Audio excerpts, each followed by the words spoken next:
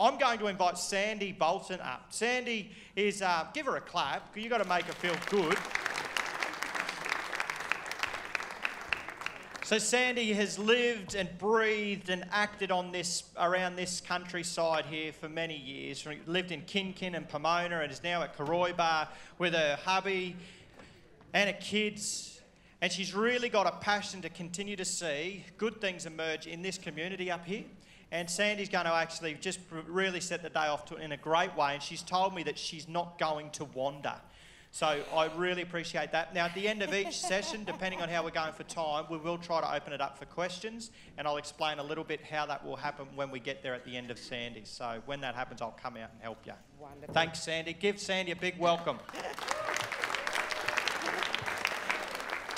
Good morning, everybody, and thank you so much. And the reason why I said I wasn't going to wander is everyone always says, Sandy goes like this. Behave today and stand in one spot. Can I please acknowledge the traditional custodians on the land in which we are having this great conversation and pay my respects to elders past, present and emerging, and also to all the fabulous people that work in so many amazing spaces creating a world that we're going to be so very, very proud of. We're proud of it now, but even more so in the future. I don't know how many of you were in attendance at House with No Steps last time, so please just forgive me. I'm going to recap for those that are newcomers. Affordable housing, the definition. Now, it's really interesting. Everyone talks about affordable housing, but what is affordable to one person isn't affordable to another. Now, you know, if you look at areas like government, they talk about 30% of your income. So I think we've got to be a bit realistic. You know, when I meet and I speak with our workers, whether they be in hospitality, disabilities or aged, 30% of their income, you cannot get anywhere to live in this community. Now, by not addressing this crisis, it actually costs more to fix it.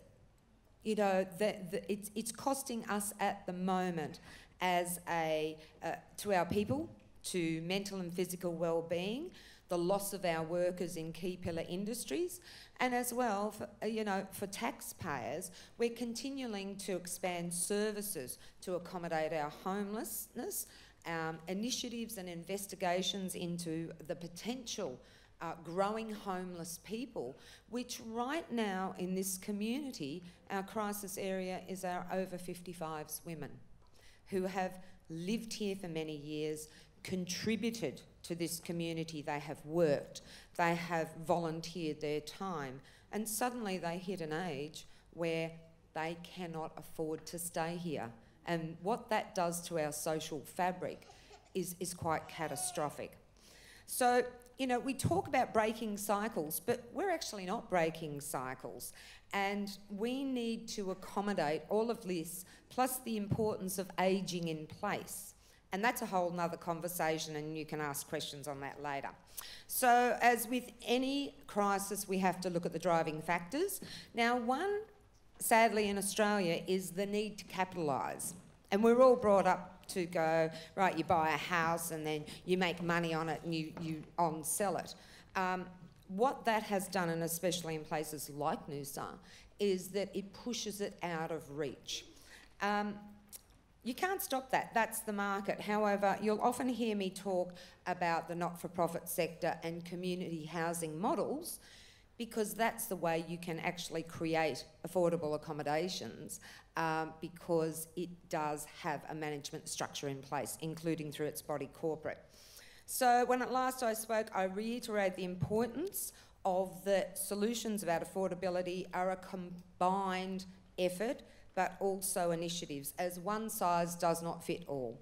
So what suits me mightn't suit you, because we have all our own variations about how we believe we want to live and to live well. Look, there has been progress since I last spoke, and it's been slow. However, what I see is a tipping point, and we're getting closer to that tipping point. Now, I'm going to just give you a snapshot since last time about, from a state government angle, what we've been able to achieve locally here. That will give you an idea of why it's not a one model suits all. So we've had the construction of 9 social housing units in Tewantin, and just about to be completed. I've been working with our community housing providers, and I do a lot of digging. I'm like a dog with a bone, and I've lost the bone somewhere, but I keep digging. And I've managed to find 4 parcels of land, and land has been the key barrier to being able to do a really cool Noosa project and how that project looks like in a mixed model. Now, once you get the land, then you're able to get that state government funding through the Jobs Construction Plan or the Partnering for Growth.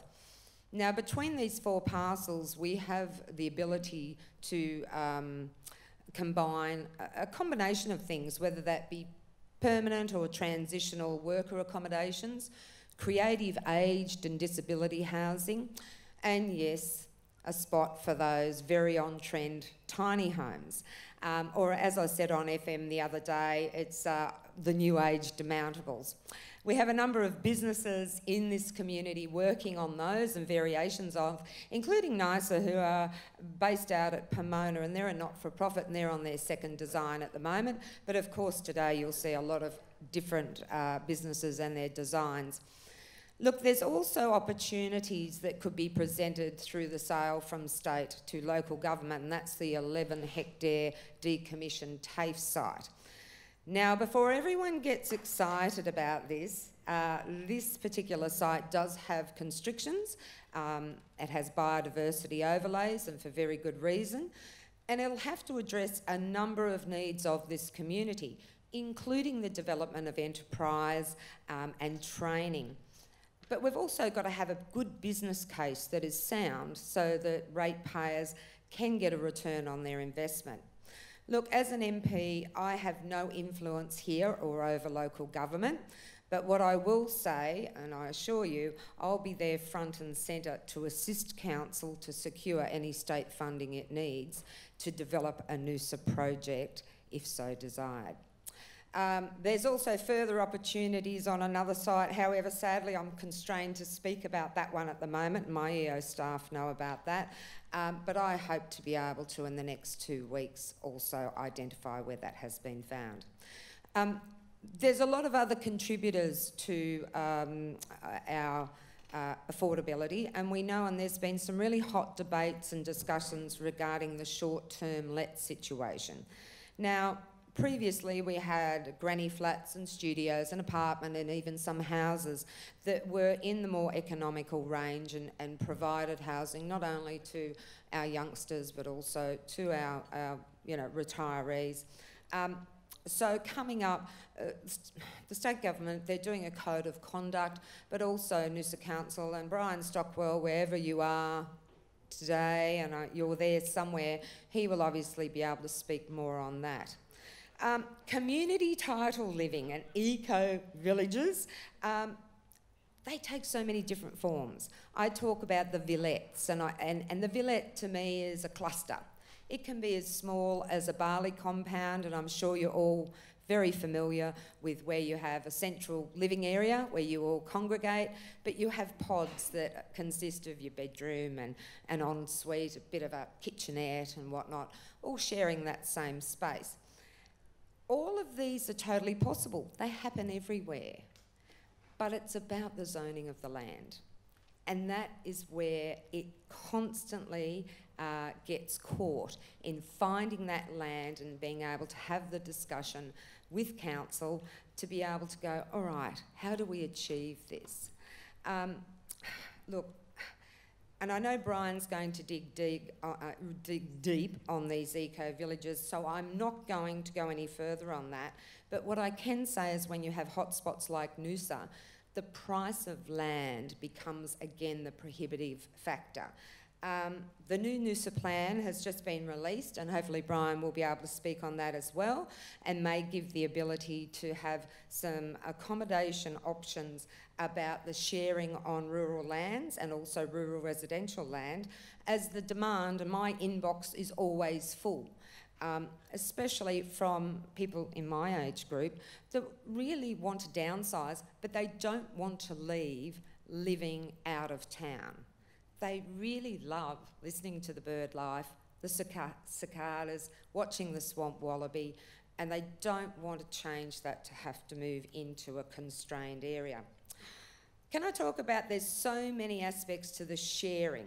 Now, we know we've got Better Together Housing as a pilot, but we've also got a particular house that has been purchased as part of a trial in that.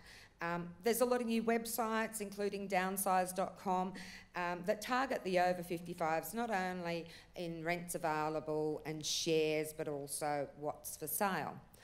The really big gap at the moment, and I'll be speaking in Parliament, is about our men.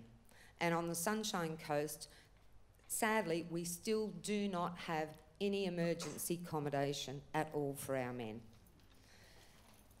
Briefly, I'll touch on new age boarding homes. Going back in time, my mother ran one in Camp Hill. You know, young couples, older people, you know, they used to share one bathroom, but it was a sustainable and affordable way to have a roof over our heads. And we're seeing some of that new age ones coming about. Look, I get the privilege of having a number of proposals from individuals, and they have so many fantastic ideas. But again, it comes down to getting that piece of land and funding that piece of land. And I think, and that is a whole big discussion in itself. There are so many models across Australia, and they go from the extreme and really top-notch models. I think Winchcliffe I've spoken about in WA previously, which also includes its own income generation from a boutique hotel. So where to from here? My whole life, I have known people who live tiny. They live in tiny houses. I've lived in a tiny house, not the demountable type, but it was a shed. Demountables, caravans, converted buses, sheds. Some of them have just done it legally, some have done it illegally. They've parked up on private property or in designated areas. And we have many of those, and when you look at the Noosa electorate, there is examples everywhere of demountable living. Bougainvillea, we've got Everglades, all designated for the over 55s, and happily tomorrow I actually become one of those over 55s, so suddenly I'll be allowed in there. Look, if I wasn't an MP, I would be right there and initiate a project, as I have met so many like-minded people that would like to share space, to share property as part of sustainable living. However, sadly in my current job, that'd be called a conflict of interest. However, until then I will continue to advocate, I will continue to keep digging and connecting our community housing providers with land and funds to be able to really pull apart and develop something really cool for Noosa. And I will also continue giving our councillors a bit of grief on the subject and tackle any hurdles that are encountered at a state level to bring housing options to our people into a future that is not necessarily about profiteering, nor about the misconceptions around that trailer parks or developing slums, and that is not the case at all. This is purely about providing for our people, those people that live here, that deserve the dignity and the respect to not be confronted with having to leave their community of many years and live elsewhere. And I will keep dreaming that one day people can enjoy and share with others peacefully and securely, as in a way, as time has evolved, we've moved from that intergenerational living that I saw in my mother's era. We've become increasingly isolated in seeking our independence, and I hope that through these types of discussions that we can actually come together and learn how to share again. So thank you so very much. I open up to any questions. Where is that little timer that said I have exactly... No, it's because you're too quick, Sandy, which is always good, isn't it, for a politician to not take too long. I thought that was long, but I wanted to leave as much possible because there is so many questions around this. So I've tried to encapsulate it, so please, any questions at all? Exactly. So now the way we will do questions today, you'll notice on both sides of the stage down the front there's a microphone and a microphone. Be very helpful. If you have a question for any presenter today, come down, just stand behind the microphone when it's your chance, say your name, then just make your question. If you could just try to keep your question to a question and less of a statement, that would be helpful. Does that make sense? So if you've got a question for Sandy, please come down to one of the mics. Am I allowed to move around now? Yes. Thank you. I felt very constrained there. So please, hit me with any questions and I will, if I can't answer it, I'll definitely take it on notice. I definitely cannot sing, and I'm so appreciative of anyone that can. That would be frightening. I think in the middle, there's Ben here, but do you mind, Ben, if we just take the lady just standing up because she can't get out easily? Oh, you're going to join me. You want to have drinks tomorrow?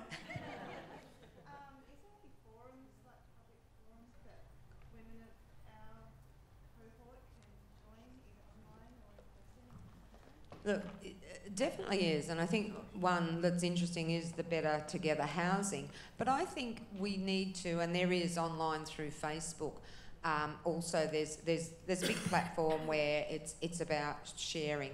There has been some difficulties, and like any new initiatives or open forums, there has been a couple of issues that I think what we need to do, and I hopefully today, as you know, we're all discussing together, I think what we need is that type of Noosa-based forum, so that it's more qualified in a way, because there has been a couple of scares for people from, you know, having someone obviously sharing and connecting online, and I think there's been a couple of scammers going on. So I think we need a space that is a bit more secure than broadly across, you know, the whole of Australia.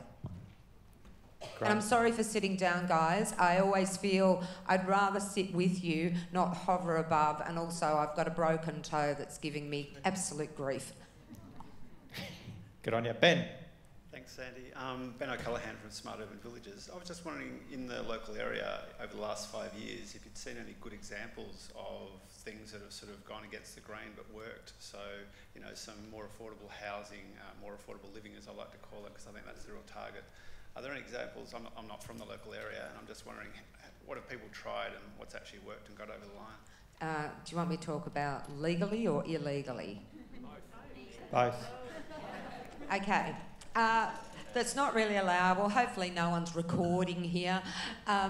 Look, what people have been doing to actually create the world they want to create, and I know of people that have joined forces with other couples, purchased a bit of land and then designed their house, which complies and gets ticked off from council, but then you just add the extra stove and you've got the beautiful L shape, and basically they have been able to then live affordably and within their means, because they've been able to free up some capital instead of going and spending, you know, 800, 900,000, whatever the amount, actually grabbing something, building something that is multi-purpose. And then, you know, I wish some of my friends would want to live with me, but they probably wouldn't. But when the children, the grandchildren come visit, there's, you know, the connecting wing, and you can close it off either end, so both have use of. So you have those. I know many people. There are many beautiful people, especially over the last 3 years, who are instrumental in our community. And when they hit a certain age, or we've seen a lot of our old style cottages that have been land banked, and of course they were more affordable in the rent. Once they're knocked down and the owners then build a beautiful big house, that has become unavailable. And we're so blessed here, we have a compassionate community, and what people have been doing is grabbing a demountable and actually putting it on their rural res or rural land to accommodate those people so that they aren't lost to our community and have to move out, and we've had them where they've had to move out west or away from their friends and their networks. And that is not a good thing. If you have somebody that has been living here, this is about well-being, and well-being takes many forms. Over the years, there was many years ago community title land, and unfortunately sometimes what happens, a bad example that can then create, I suppose, a situation where local council isn't really keen to revisit. So, but the modern version of, and look, my family have lived, and my brother has always lived on community title land in different parts of Australia because it's so affordable. Often, you know, it's run, and the rules and regulations that dictate it are really, as much as we don't like rules and regulations, that is how we get that understanding together about how we're sharing space. And some of those also include, and where my brother's lived, is that you can't have pets, dogs or cats, because they are in wildlife corridors. So have I seen a good example recently? I think the difficulty is we often see, and you'll have a development and people will talk to me, oh yes, you know, we're actually making sure that 20% is for affordable accommodations. That sounds great, and I know from a government angle, greenfield sites like North Lakes, yes, you know, there was the affordable component, and they did Fonzies and studios and all types of things, but it's in the open market, and as soon as it was sold, within a year it went up 100,000, it pushed it out of the affordable range. So that is why I think when you're looking at any efforts, that you have to have a mechanism that can, in a way, and I'm not saying we should be stopping free market, we need to be able to have a mechanism in which, you know, those price increases are probably more in line of CPI, and that's what people sign up for, and I know my brother did. It was the understanding there was no capitalisation on it. So I hope that's answered your question, because I haven't been able to see anything. And I suppose where I get frustrated and going back in time, and I can't do it now because when I've been a councillor and an MP, I can't do like all of you can do, you know, because it's seen as inappropriate. But I know on my land, and I live in the bush, I can build 4 cabins, but not for permanent living. I can have them full with tourists all the time, but not for permanent living. And I always struggle with that because we are very, you know, in Noosa we are passionate about our environment and about sustainability and about impacts. And I always ask the question, why would someone living permanently in a cabin create a greater impact than non-stop tourists in that same cabin? So I think sometimes it's how, as people, communities and government, it's how we're looking at an issue and reframing it sometimes, because we have some structures at the moment, and I have spoken in Parliament about this. You know, we're trying to accommodate a world that really is underpinned by a framework that's 200 years old. And it doesn't matter whether you're talking housing, education, health. We're trying to tick the boxes against something that was, you know, developed 200 years ago. So, and that's why I encourage really open discussion without any anger or the defence mechanisms that come up and the reasons why we shouldn't have the discussions, to say, let's look at, because ultimately, and I know everyone's going to go, you're telling porkies now, there's this belief that government is the big bad brother that dictates what goes on. Policies and legislation actually are developed from the drive of people. And that's where it has to come from. It's got to come from us as to what what do we want to live like? And unfortunately at the moment we have built expectations from my mother's era where we had the tiny little house and, you know, we could afford it, and we only had a little bit of waste going out. Now we've got the 4 bedrooms, media room, etc., and our expectations are here. The cost to keep reaching there is here, and just have a look where our waste has gone to from that little 40-litre job to now we've got the 3 big bins and there's never enough. So they're all big conversations, and I think it doesn't matter whether you have $5,000 in your account and you're thinking, how do I go forward and get the security of long-term accommodations, or you've got $5 million. I have spoken to people of all socio-economic levels, and they all have a different reason as to why they wish to live in a different mode than what is considered the current norm. I hope that kind of answered. I know that was the longest answer in history, but it's such a big subject. No, it was a good answer. No, it was. I'm having a go. You know, I'm going to throw a cheque in the mail for you. You can come and live in one of my tourist cabins. Well, only for a week, though. Yeah. And the question over here.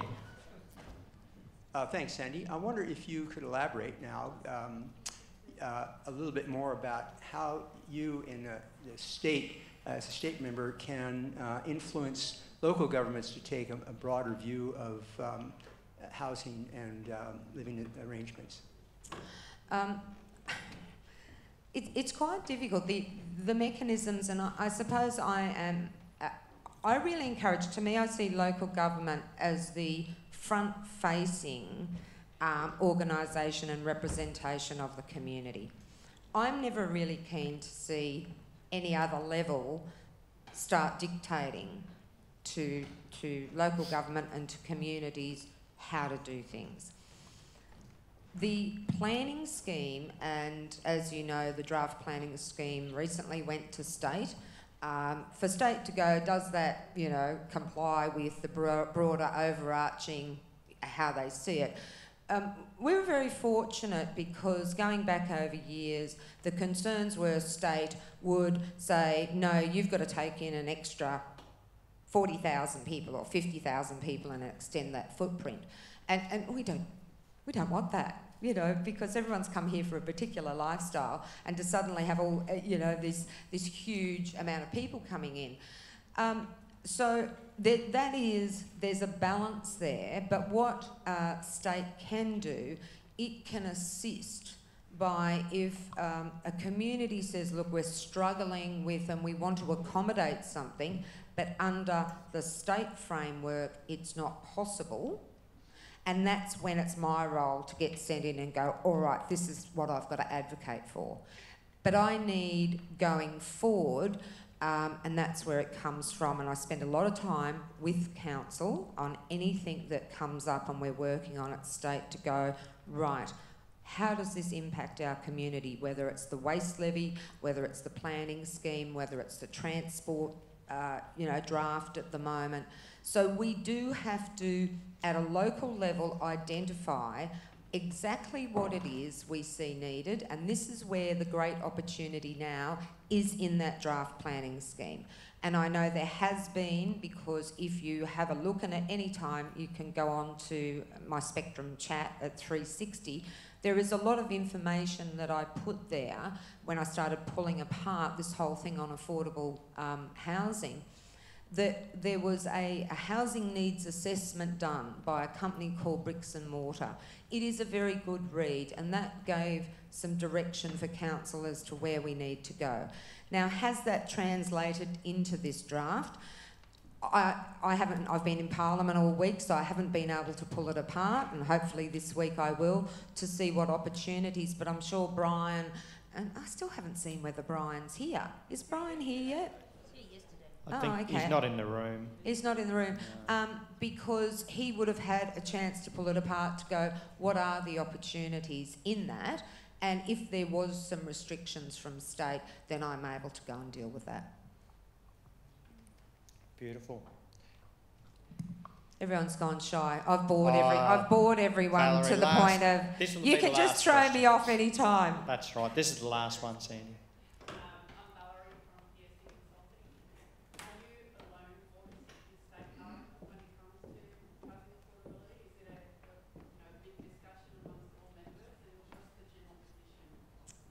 Okay, it's really interesting. No, I'm not a lone voice, but I probably come from a different perspective.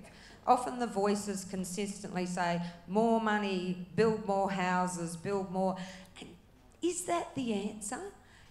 I don't think so. It's not about keep building more houses. When you look at Queensland alone, have a look at regional areas that are desperate for people to move there. Their schools are closing down. Their hospitals are closing down. They are desperate for people to move there. They have houses for $100,000. They have even gone to extremes in some areas to stop their schools closing, and I think there's some amazing stories that you can go and read about where what they've done is they've gone and they've said, we want to take in refugees to keep their school open, and they've offered, you know, free housing to do that. We've seen many examples where councils have cut up blocks, sold them for $1 to get young families to come and build and populate. There is so many opportunities in those regional areas, and I think we also have to re-look at that, as in and I know when I was younger there was lots of places I would have loved to have lived, but I couldn't afford to. I had to go where I could afford. And so, you know, we went bush. That was, you know, a fantastic experience. I think when we're looking at the whole issue, and when I talk to MPs about their particular issues in their communities, I know they're saying, well, the government's got to give us more money and there's just got to be more houses built. And you're talking greenfield side. And again, when you look at the volume of houses we have here, I don't know what the statistics are at the moment, how many sit empty.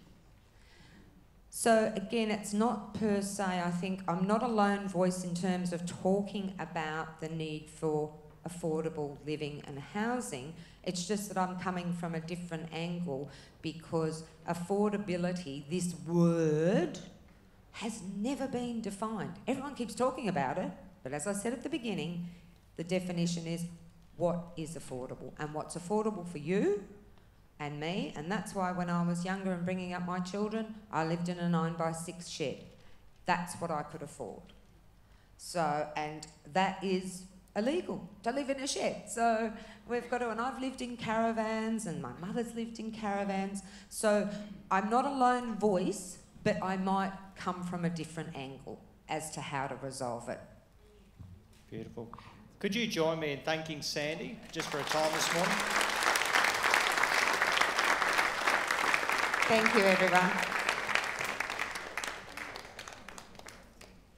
And Sandy, we do love having you really supporting this too, and really appreciate all your efforts in this area particularly, but also for people across the state. So thank you. Cheers.